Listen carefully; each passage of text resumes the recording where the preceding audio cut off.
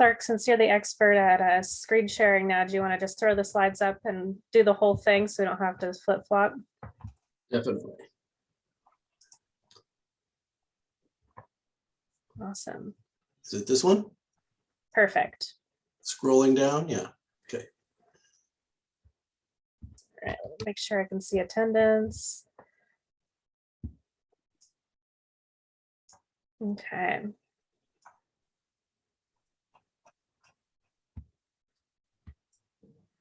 All right, welcome everyone. Potentially we may have some more people rolling in, so I'll try to keep my eye on the waiting room and admit people as they come. But we'll go ahead and get started since it is 6:01. Welcome to the neighborhood meeting for the northeast corner of Mulberry and I25. Go ahead, Clark. Oh, whoops. There we go.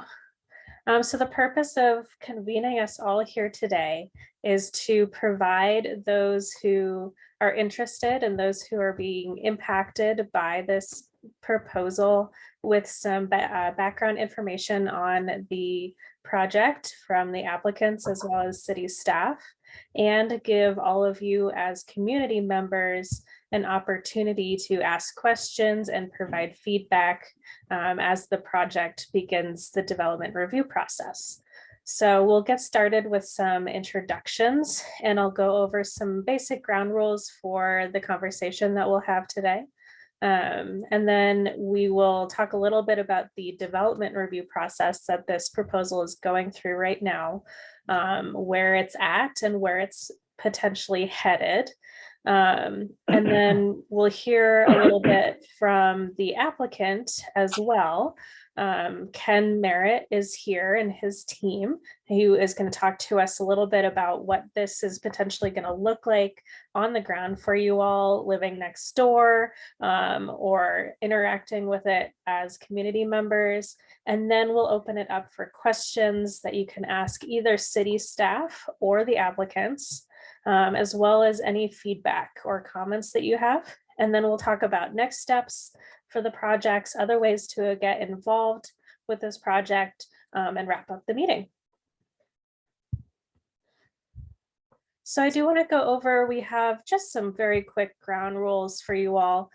We always want to make sure that this is a productive and positive meeting space for everyone.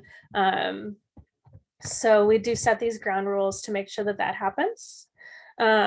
The first ground rule is to respect the room. So we do have some very basic rules. First of all, raise your hand before you speak in the Q&A section. If you don't know how to raise your hand, you can go down to the bottom of your screen, and if you see a little icon that has two people in it and it says reactions, you can click on that and it says raise hand. If you're on your phone, you can also dial *9 and that will raise your hand. And then you'll do the same thing either on your computer or on your phone. To unraise your hand, you'll click on reactions or dial *9 again when you're done speaking. I will keep an eye on the hands and make sure to call on people in the order that they raise their hands. On the same kind of vein, we don't want folks talking over each other, just to make sure that everyone gets their chance to speak. We do have limited time this evening, so we'll have those of you who raise your hand, we'll have you ask a single question, unraise your hand, and then we'll put you at the back of the line. You're welcome to ask multiple questions tonight if we get to the time to it. So we want to make sure that everyone gets a chance to ask at least one question. And if we have time, we'll go back and get you guys to ask some more. In terms of disagreement, it's totally okay to disagree. If you have comments or feelings about the proposal that disagree or go against what other folks are saying in the room, feel free to voice those opinions. That's what this meeting is about. But make sure to do so with respect. So keep in mind that you want to make sure that you're critiquing other folks' ideas and not their characteristics or the people themselves. And make sure that the criticism that you're giving is constructive. And then we do, as I said, have some limited time here. So make sure to stay focused on the topic at hand. Sometimes comments and questions will go off topic to other things going on with the city, and that's great. We want to hear those things, but there are often other avenues to express those opinions. And if you have questions about those things, for example, like the larger traffic plan for the city is something that comes up at neighborhood meetings a lot, and that's not necessarily applicable here. You can direct those towards me and I can help you get those answered at a later time. Go ahead, Clark. So this proposal is currently going through the development review process. So it has been through a couple rounds or a round of conceptual review, which means that it has been submitted to city staff, and there have been discussions between the applicant and city staff about the project. The next step is the step that we're currently in, which is the neighborhood meeting, where the proposal and the changes that city staff have suggested go to the neighbors. And that's your opportunity to make comments and ask questions and get involved. The next steps will be that the application gets formally submitted, and then it goes through several rounds of formal review before going to a public hearing. I believe this will go to a planning and zoning committee hearing. And if you got a letter for this neighborhood meeting, you will also get a letter when that hearing goes ahead. That will be several months down the road, but we'll keep you in the loop about that. If you want to be updated about this project and you didn't get a letter for tonight, feel free to pop your email in the chat and we'll make sure to add you to the list. Go ahead, Craig. Oh. And I think Clark is going to go ahead and take it away. That's probably about it. Yeah, I don't know how many people are here, Em. Not that, anyway. Those rules for the meeting have some background to them, but those issues don't come up very often. Hopefully not tonight. The applicant will explain the whole proposal thoroughly, but just so I think everybody knows where we're talking about, the northeast quadrant of I25 and Mulberry. Proposal is to create a master plan that is officially called an overall development plan, or ODP, for eventual build out, long-term and multiple phases. The applicants will be explaining all of this.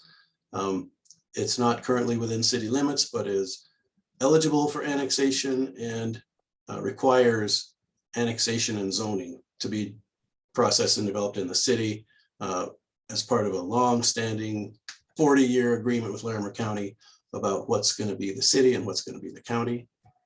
There's quite a bit of, for the zoning in particular, staff has to look back at policy plans, and there have been several over the decades. I see starts in 2001 with discussion about the I-25 corridor.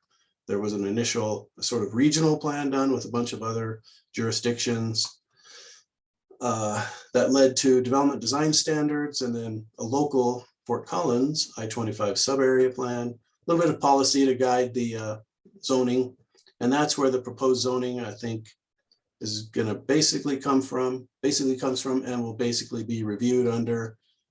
Just, we're here at I-25 and Mulberry. This is a shot from the I-25 sub-area plan, land use framework map. This would be the guide for zoning, just simply calls for commercial zoning. That's essentially what's being requested by the applicant.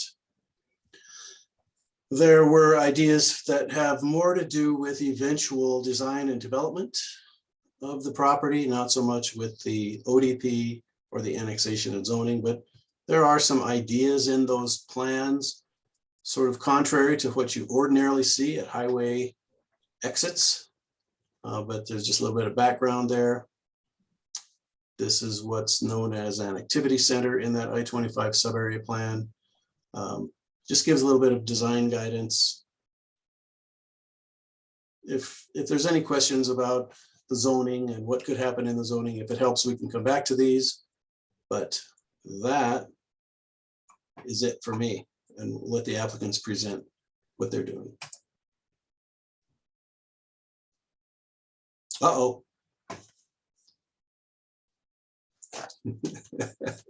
Sorry, Clark. If you wouldn't mind allowing me to share my screen, that'd be great. I think I did. Okay.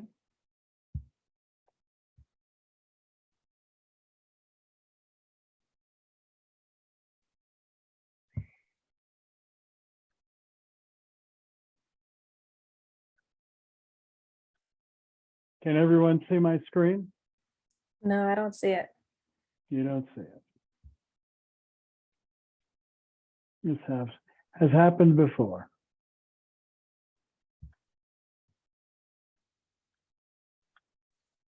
I Bear see, with me. You see it. You see it now? I see it. Okay. Thank I you. don't see it. Does everyone else see it? Who doesn't see it? I don't see it. You Also don't- not seeing it. Not seeing it. Let's try That's it again. super strange. You're clicking can't the see green, it. the little green arrow, Ken, share screen, little green arrow at the bottom. Yep, that's what I did. Then you I click see. on the screen. We'll try it again. I see you, Ken. Oh, I don't. There we go. There we I go. think- Boom, it's No, coming. now we're- you're left. There no. you go. Are we No. good? Yeah. Nope, We're good. no, Okay. I don't see you anymore. What? Is that good? I don't see you anymore. I Who's do. that? See slides that say Sure. I-25 and Mulberry overall development plan. Yes, I do. Thanks. Great. Okay.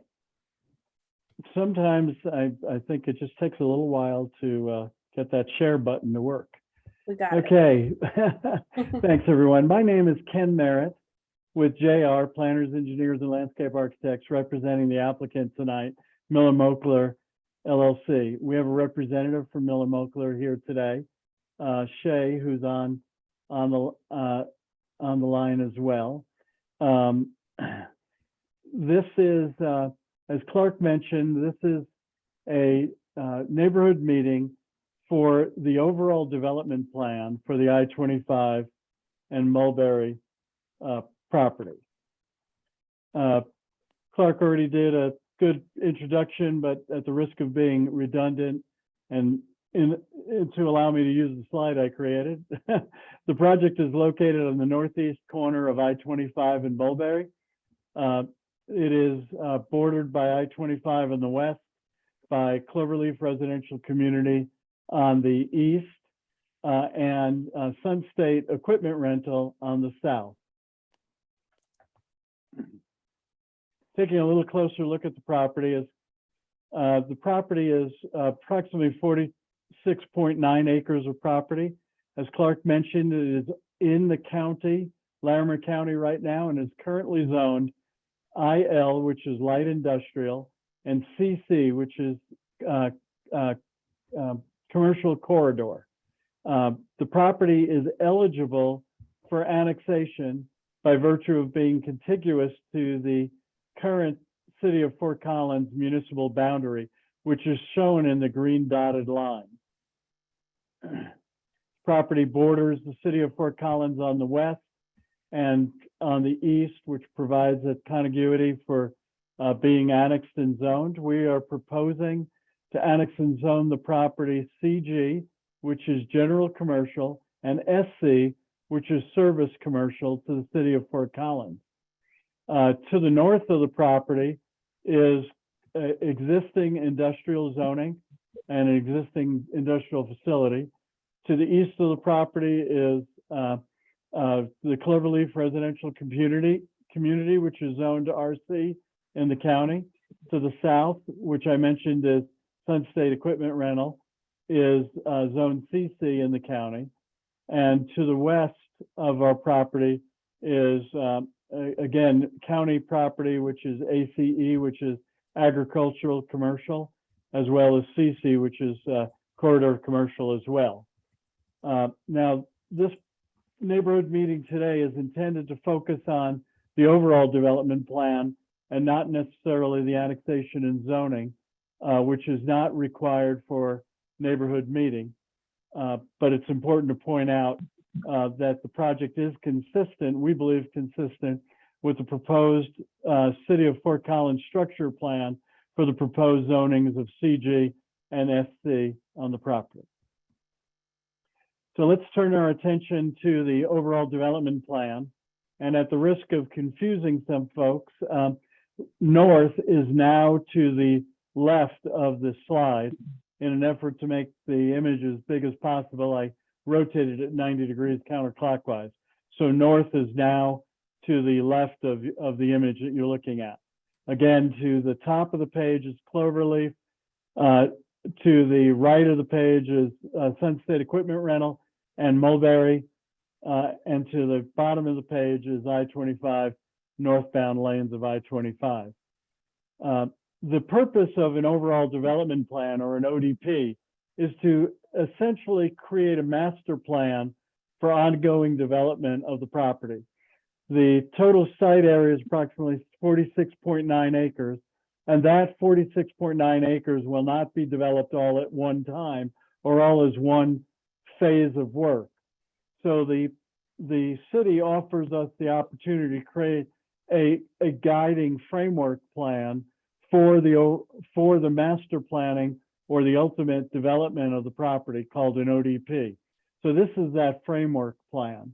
One of the primary drivers of this framework for future development and phase development is the requirement for the realignment of the I-25 Northeast frontage road, which you see that runs through the property. The I-25 frontage road exists to our northwest corner, and the existing road is shown in this dashed line. CDOT plans on abandoning that existing northeast frontage road, shown in the dashed orange line, and routing that through the I-25 Mulberry property. And so that realignment will occur at our northwest boundary line, will extend into the property, possibly run through a roundabout, continue south and east, and will eventually provide access to the Cloverleaf development at Cloverleaf Way and Spruce Drive.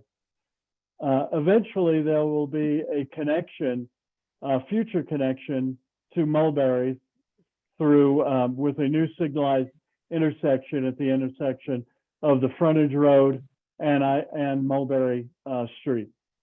That connection is not part of this overall development plan because the acquisition of the right-of-way necessary for that connection to Mulberry from the I-25 Mulberry ODP has not yet been fully acquired and is currently in process of being acquired by the Mulberry Metro District, frontage Metro District. The extending the I-25 Northeast frontage road through the property essentially creates 3 parcels of ground. What we're calling planning areas are PA1 and PA3. PA1 is this much larger portion of property to the east of the relocated frontage road. And that's as well as PA3, which is a small parcel in the southeast corner. That represents approximately 33.5 acres of property to be zoned CS or service commercial.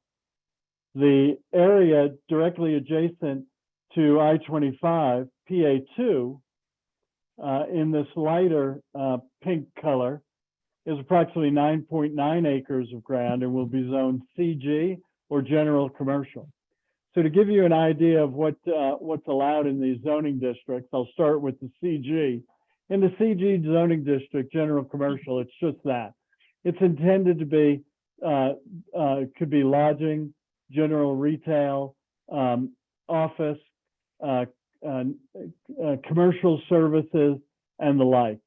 The CS zoning district is a little broader in that it provides for many of the same uses within the CG zoning district, but it also allows for some possible light industrial uses such as office warehouse, showroom warehouse, lodging. It also allows for some retail commercial, but it's limited in the size, in the maximum size of any building within the CS zone district. We could talk about that more if there are any questions regarding to the specific uses.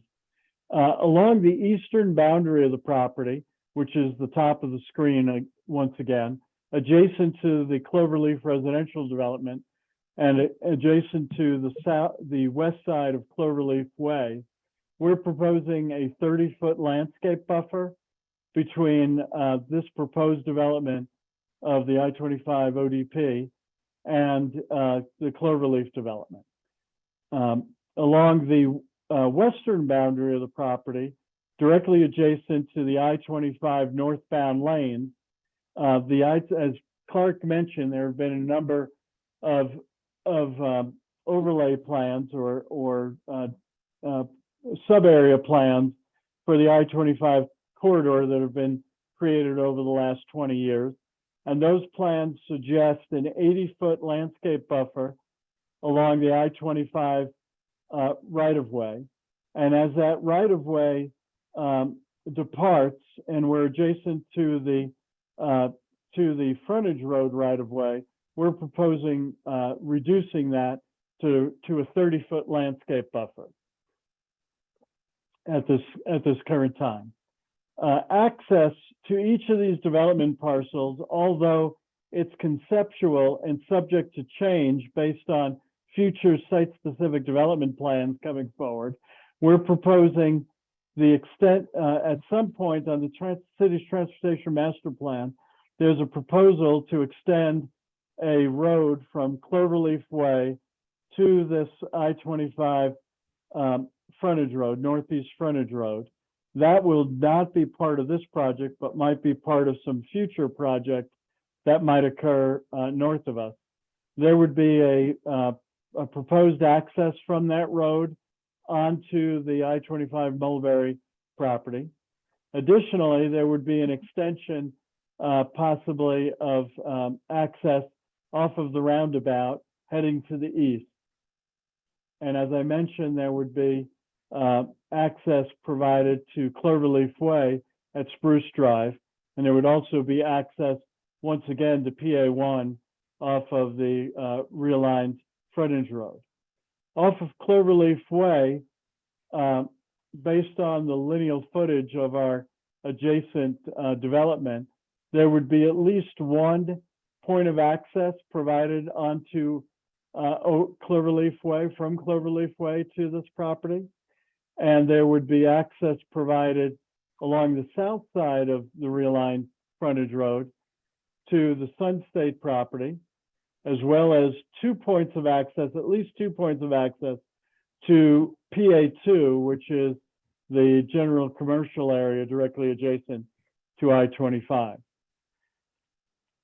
That's sort of the broad scope picture of the proposal that we're providing to the city. Our intent is to make a annexation and zoning petition for annexation to the city, as well as combine that with this overall development plan.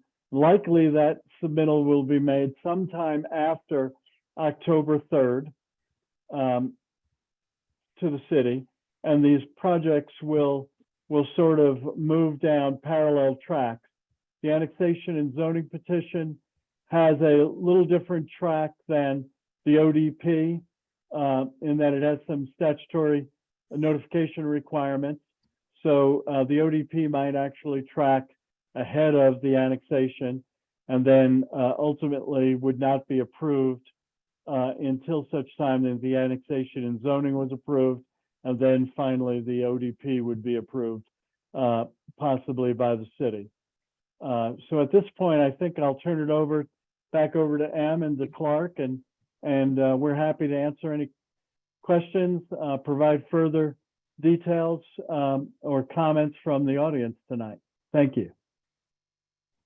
Awesome. Thank you, Ken, for your presentation, going over all the details there for us. So We'll turn it over to, we have a whole hour for questions, comments, concerns, feedback from the public. There are multiple ways to submit your questions or your feedback. The first one is by raising your hand and speaking it aloud. So you can raise your hand if you're on your computer. It looks like we've got one already. So you can go down to the reactions tab at the bottom of your screen, click that, and then click the button that says raise hand.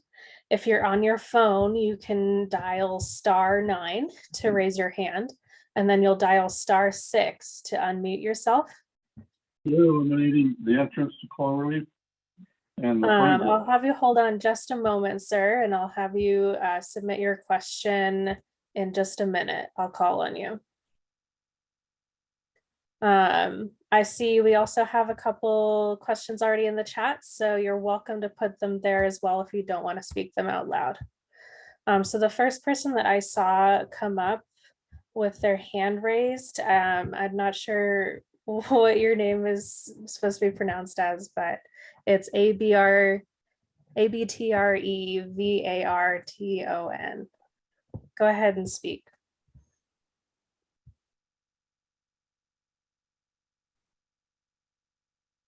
Mute. Okay.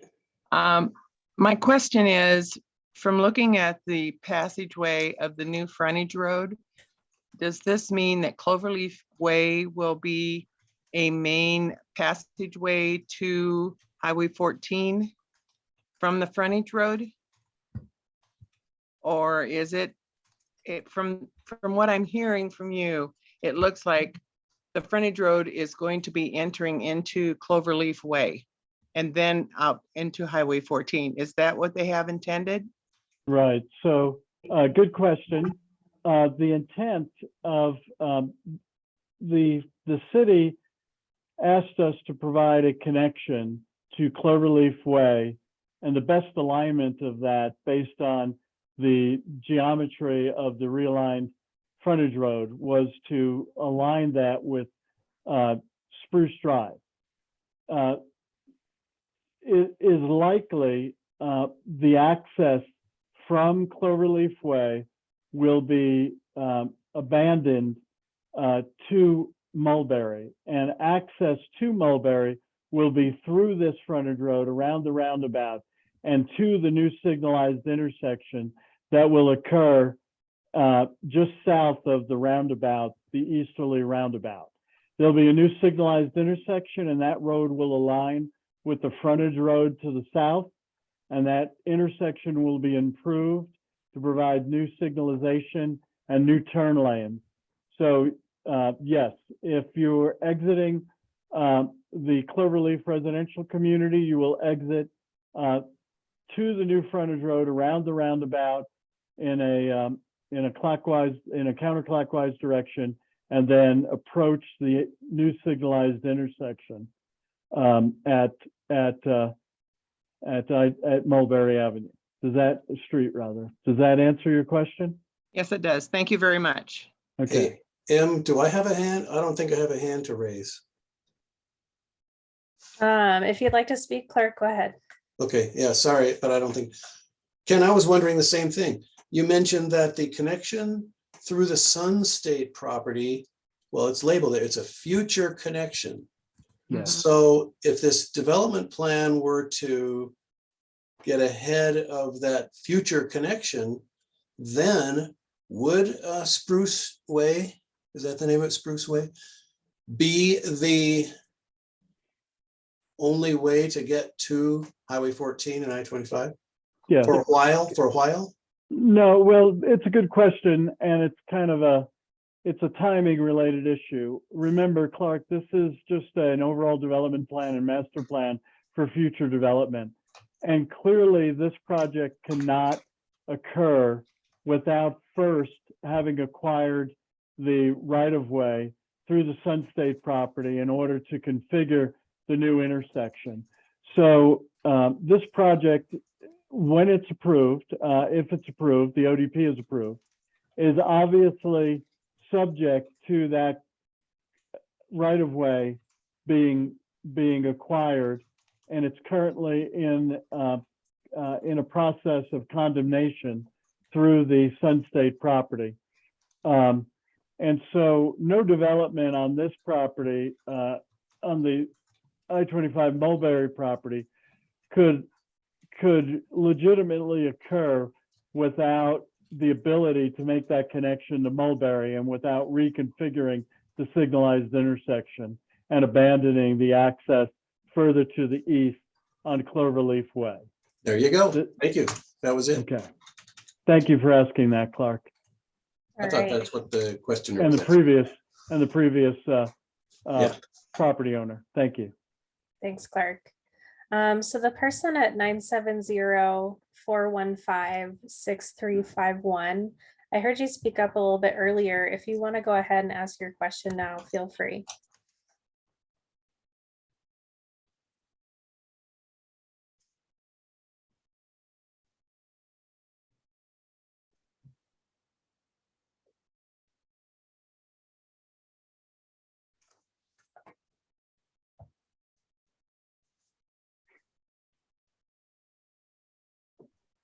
Okay, we'll give them a few minutes there. I do have one question in the chat from Shane. They are asking if Cloverleaf Mobile Home Park will be annexed into the city. Oh. Oh, gosh. That is probably a question really Oh, directed to Clark.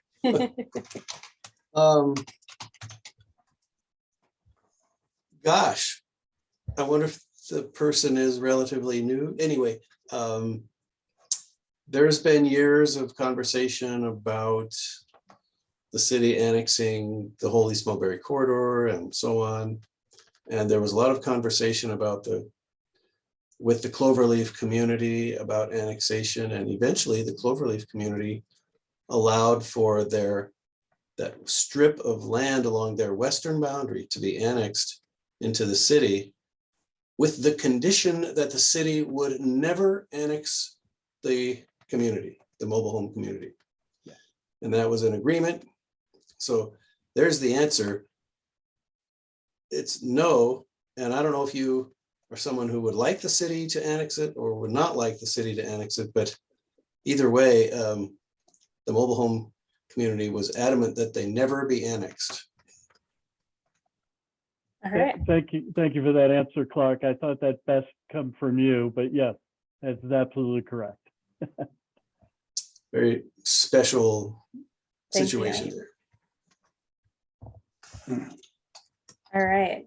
Feel free to continue raising your hands or putting questions in the chat if you'd like.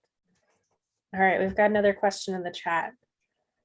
What will the 0.053 acre PA3 site be used for at the entrance of the mobile home park? Well, yes, it's a rather small parcel of land. Right now, it's only a half acre in size, and it's sort of been left hanging out on that southeastern wing as a result of the alignment and geometry of the realigned frontage road. Right now, we really don't know. It would be under the current proposed zoning of CS. It could be a number of different things. It could be a convenience center. I believe convenience with fueling is allowed. Likely, if the right-of-way that is being requested through the Sun State property is successful, the property to the east of that right-of-way becomes separated or subdivided, if you would, from the Sun State land. And the hope is that that piece of property to the east of the right-of-way that makes the connection to Mulberry would likely be connected to this PA3 piece in the future as part of a separate possible annexation and zoning, or it would just exist in tandem with this PA3 piece. So you're correct. It does look like a lost soldier out there, but there's likely would be connected to that parcel of land to the east of the right of way of Mulberry. Does that answer that question? That sounded good to me. We'll hear what they say in the chat if they have any follow-ups. Okay.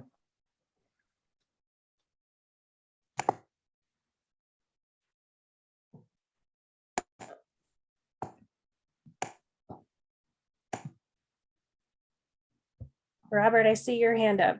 Feel free to go Yeah, ahead and speak. Were you speaking about the small pink parcel or the parcel that will be bisected from Sun State? That last comment. Yeah, talking about so the small piece? PA3 piece is in the southeast corner of Okay. the OD overall development plan. It would be this parcel of land where the text that says future connection to Mulberry. That parcel is currently zoned in the city and would remain zoned as is, is currently zoned in the county and would remain zoned as is, as corridor commercial. So it could develop independently within the county, perhaps, or it could be integrated along with PA3 as one contiguous area of development. The area to the east of the right-of-way being proposed to Mulberry is approximately 1.5 acres in size. Are you saying that that parcel could possibly be condemned as well? That small piece of Sun State's property would be potentially or possibly in the future subject to condemnation to your master plan? No, not at all. The right-of-way is the only piece of ground being that is part of the condemnation.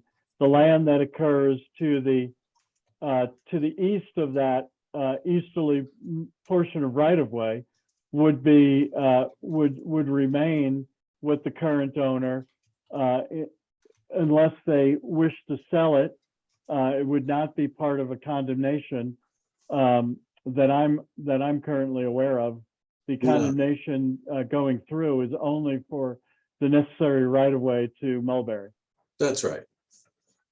Can you That speak wouldn't to the current, last question, can you speak to the current state of the condemnation of the right of way? Actually not, since we're not involved in that condemnation. Perhaps Shay can speak to that. Shay is a representative of Miller Moakler, and he may be able to address that question. Shay? Yeah, I can address that. The condemnation, we've been working on that for the past over a year or two, and that continues to go through the process, which involves CDOT. City of Fort Collins has been involved as well, and it's a logical connection, as you can see right on Mulberry, to get out to the light that already exists and the other commercial area directly across the street. So the time frame on that, we do not know. The process involves some agreements between all parties mentioned, and we are continuing to go through that process, and we would hope that that would be concluded within the next year. We don't have a definite time frame, but that's our hope, that we would have access to the right-of-way portion, as Ken stated, just through that Sun State parcel to allow us to connect the roadways. Right. And I might just add to that, what I said earlier was that the development of I-25 Mulberry ODP really is subject to the acquisition of that right-of-way. The current frontage road shown in that orange dashed line cannot be realigned and abandoned until that connection is available, because it triggers some other decommissioning of some other entrances and portions of roadway. Hey, Shay, I don't know if that question comes from having any thoughts or opinions about using condemnation for that, but regardless of that, it doesn't really affect this ODP, so I don't want to stray and digress, but I was told by the planner Kai that there's a deed restriction on the Sun State property that allows CDOT to acquire this at some point in the future And I know that there is such a thing as friendly condemnations where there's tax advantages for a seller in that case. Do you know anything more about that? Just to, like, there's a lot of background. It's Yeah, more there's, complicated than a headline in the newspaper, which you sometimes see. yes. Yeah, there, you are correct. CDOT did have that deed restriction, but to get this through with the current landowner, we are currently negotiating directly with them in a friendly manner, in a manner where it's just us back and forth. And we are in direct contact. Attorneys are involved on both sides, and we're trying to work out a deal so that it would be compensation for the right of way that goes through there. And you're right, there was a deed restriction put on that by CDOT, but their time frame perhaps would not.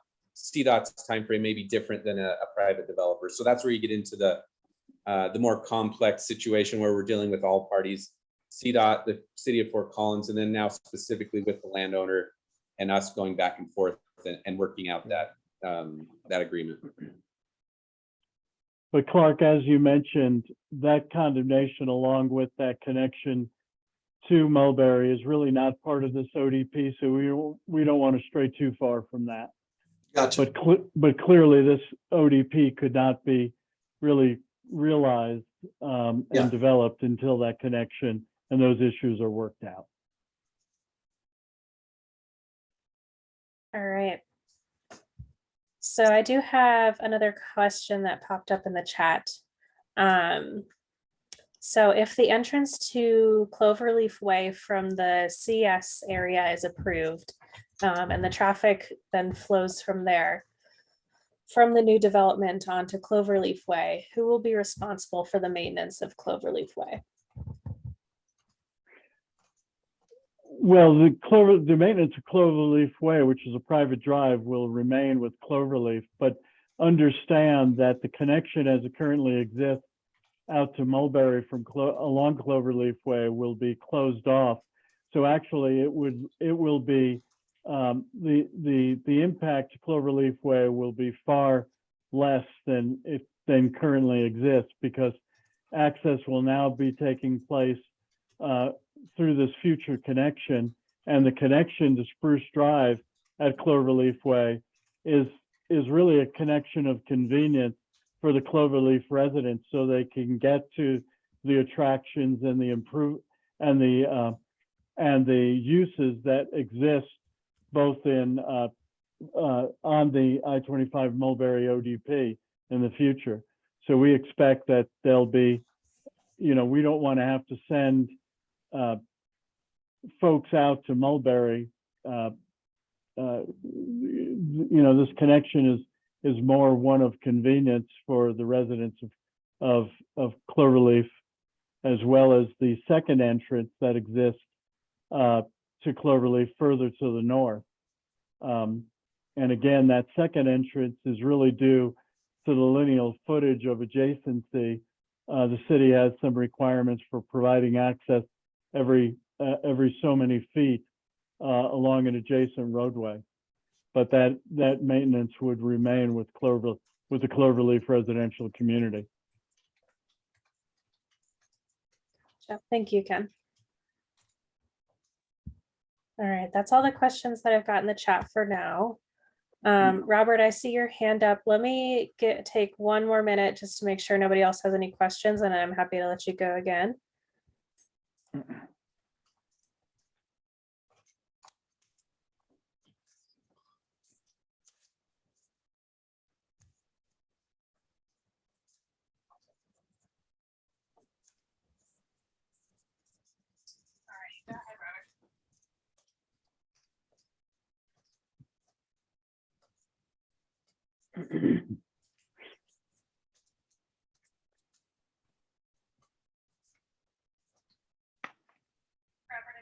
Questions, feel free to go ahead. Oh, yeah, I was just curious, somewhat news to me that the Cloverleaf was going to be ended. Any approximate number of car counts? So it sounds like all of the cars and all the residents on Cloverleaf, I believe there's an RV park over there, they would all, if they wanted to access the Mulberry, would be using the future connection road approximate number of cars per day? Has that count been done? Yes, actually, we're in the process of concluding a transportation impact analysis that'll be submitted along with the ODP and the annexation and zoning petition.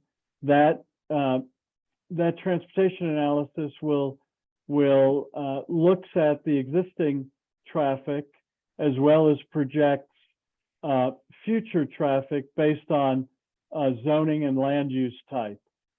So yes, there will be a detailed transportation impact analysis that'll be done, be submitted and available for the public to review at some when we do make our submittal.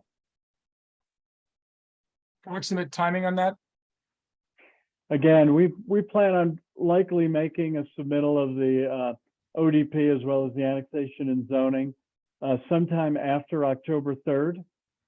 And that information can be accessed through the city's website, or you could call the planner in charge.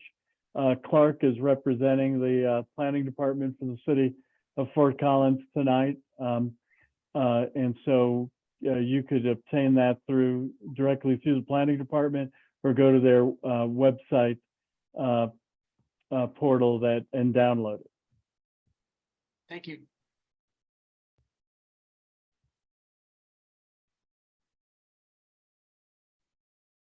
Was that question about existing cars on Cloverleaf, on Spruce Way? Yeah. Yes, it was. Right now, Because- they're able to just access, I believe it's Spruce, directly to the Mulberry. Yeah, And that would be closed off. All traffic would then be routed through the Sun State property. I was just curious the amount of cars that would be utilizing that thoroughfare on a daily basis. oh, in addition to Cloverleaf's traffic, I see, yeah. Yeah. Right. And we actually did a traffic count of that current egress onto and ingress onto Mulberry. So that'll be included in the transportation report. I assume, Ken, that the abandoning that connection is something that Cloverleaf would adamantly insist on, so that nobody can come out of this development and then get on there and get to Mulberry that way. I mean, the spacing would be kind of too close, but I'm sure that it's Cloverleaf people who would want to have that closed. Correct. Yeah. And actually probably should have shown that dashed line that represents the existing frontage road actually continues to the east and Yeah. connects To to Spruce. Cloverleaf Way. Yeah, And that too is Clover. required to be abandoned by CDOT. yeah, that's a good point. Yep. So I apologize for not showing that more Yeah. accurately. Yeah, yeah.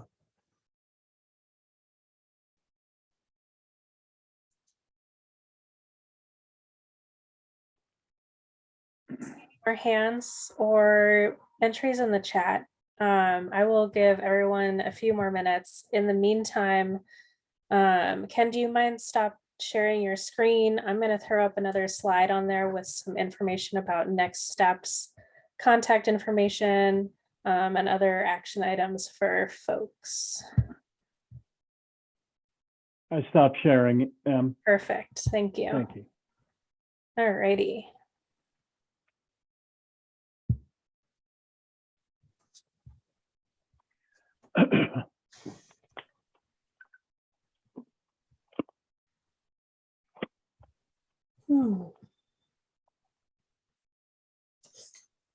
You want me to share my screen? I got it. Do you guys see what I'm sharing We right can, now? we can see it. It's not filling the screen, but we can see it. Okay.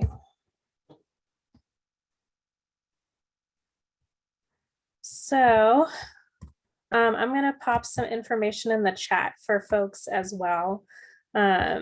Essentially, from here on out, I will be posting the recording of this meeting on YouTube. So if you want to go ahead and look at the slides again, or if you're interested in revisiting the answers to any of the questions that were asked tonight, you can rewatch the meeting. I will put the link to the YouTube playlist that will put that meeting video in the chat. We may have additional neighborhood meetings on this. It really depends on how the plans go. This project is a little bit unique, so it could be additional neighborhood meetings. Oftentimes, if things change off a little bit or a lot in the development review process, we want to get back in touch with neighbors, make sure they understand what's going on, and they don't get blindsided when things come out of the kind of black box of the development review process. You can always look for updates on this project on our website. I'll also put that link to that website in the chat for you all. That is updated fairly frequently.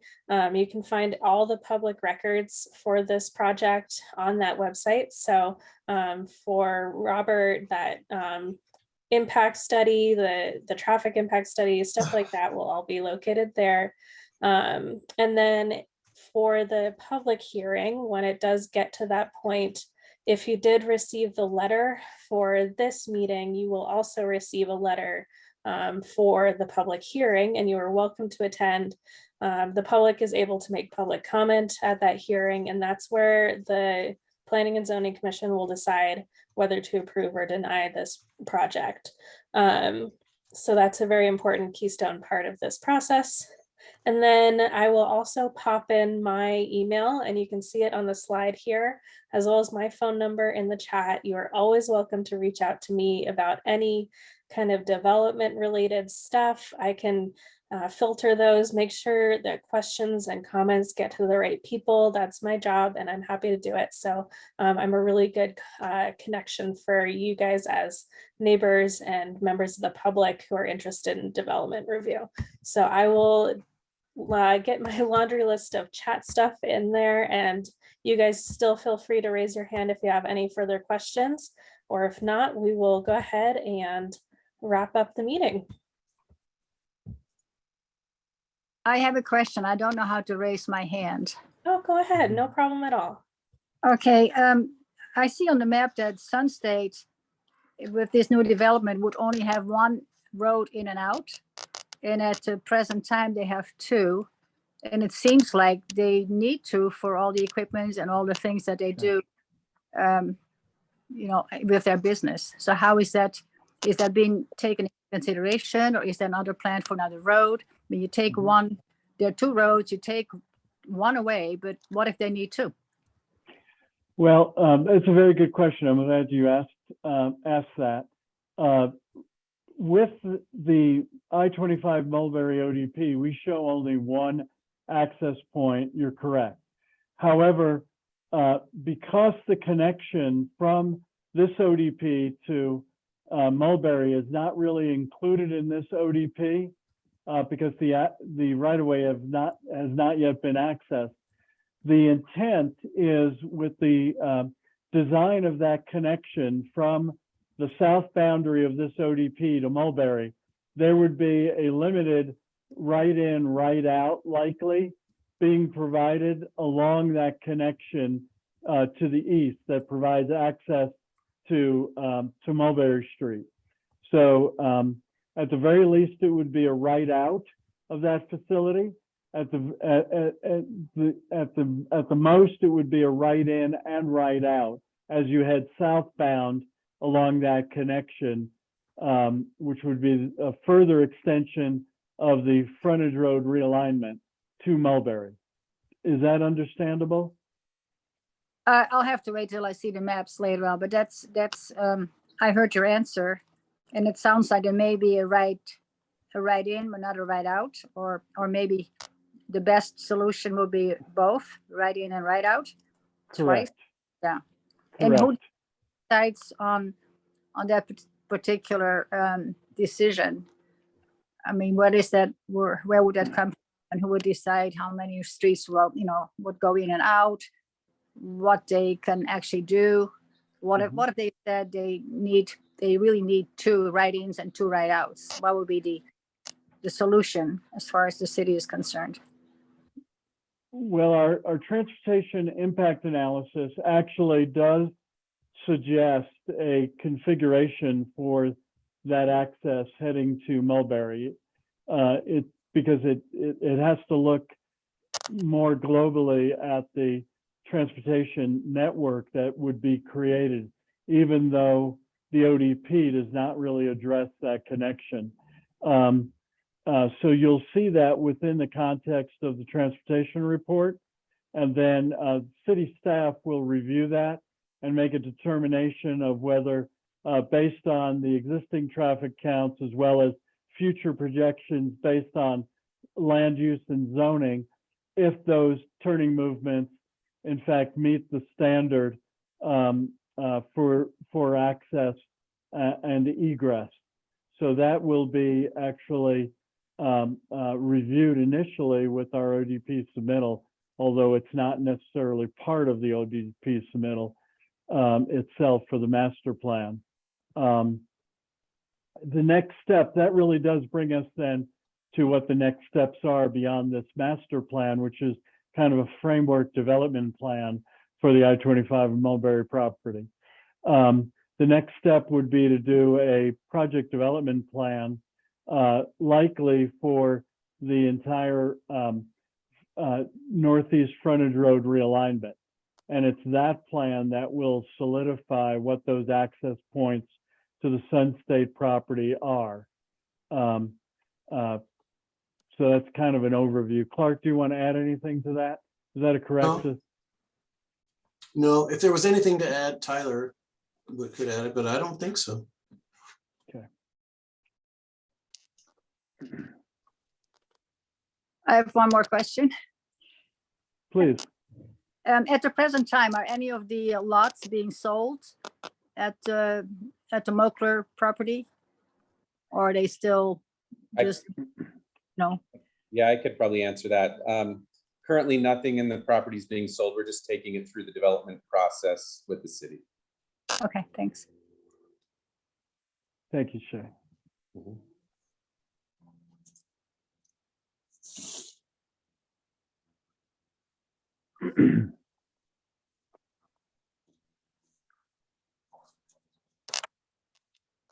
I guess I have more questions since nobody else is asking questions. Go for it. I heard you say that the mobile home park absolutely does not want to be annexed. And I guess that has been confirmed. Is there a reason why someone would not want to be annexed versus want to be annexed? Like how would the annexation develop or impact the Sun State property?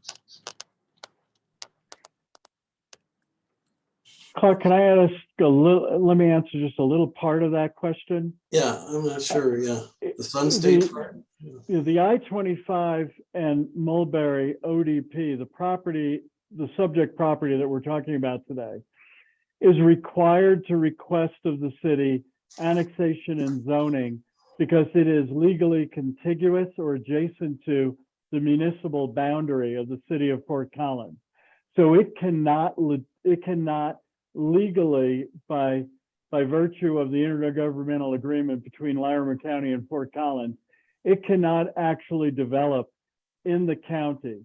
It has to first ask for annexation to the city of Fort Collins. However, as Clark pointed out, way back some time ago, about almost 10 years ago now, I believe, Clark, when that strip of property was annexed along the eastern boundary of the Cloverleaf development, there was a requirement of that annexation that they would not be required to annex. Is that correct, Clark? Yeah, but I think she was asking the more, philosophical question of why would someone not want to annex? And then something about the Sun State property that I didn't, you'd have to ask that again. I didn't quite follow that, but as far as why people do or don't want to annex when they've been living outside of the city limits for some period of time, we hear lots of things about that. Different people have different ideas. Some are more perception, some are more reality. So you just got to ask everybody why they would be opposed to it. There's not much in it for the city to annex residential development, you know.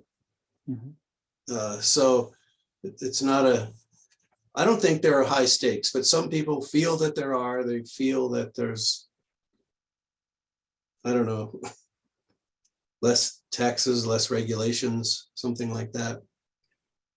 But it's really I think it is important to point out that since this individual did specifically talk about the Sun State property, that Sun State property will be allowed to continue to operate in the county under its current commercial corridor zoning.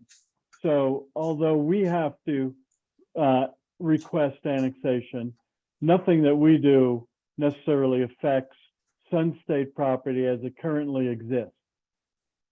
Yeah, let's see if does that take care of it? Does that answer it? Yes, it does. Thank you. That's a two very good questions.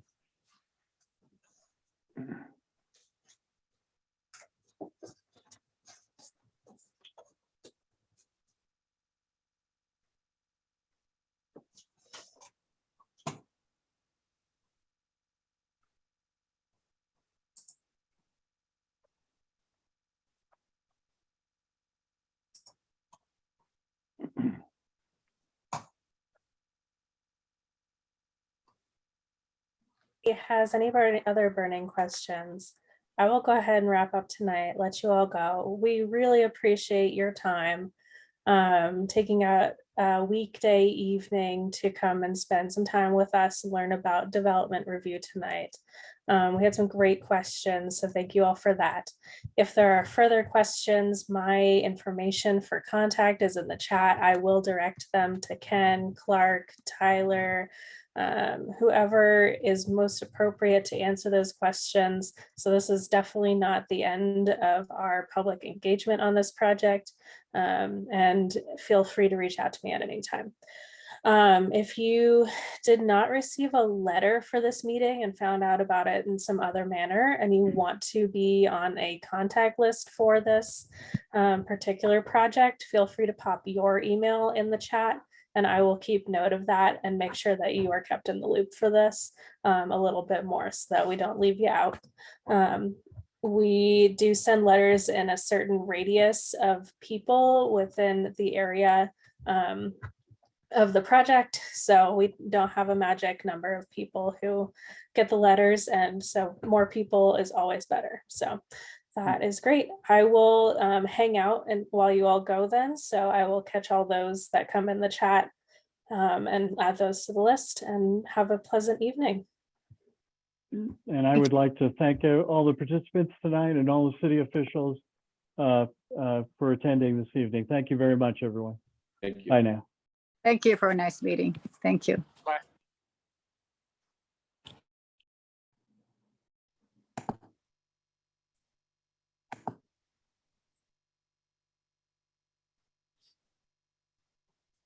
I can't even leave because my mouse. Do mouses die? Do their batteries die? Is it a Bluetooth mouse? No, it's just It's plugged in? That's it's weird. been squirrely for a few days, and now like I can't get over there and leave the meeting. I think it's time for a new mouse. I'll have to kick you out. Or a battery. I guess kick me out. Sheesh. Never had a mouse die on me. If that's Mine what it just is. I don't know if that's what it is. But, yeah.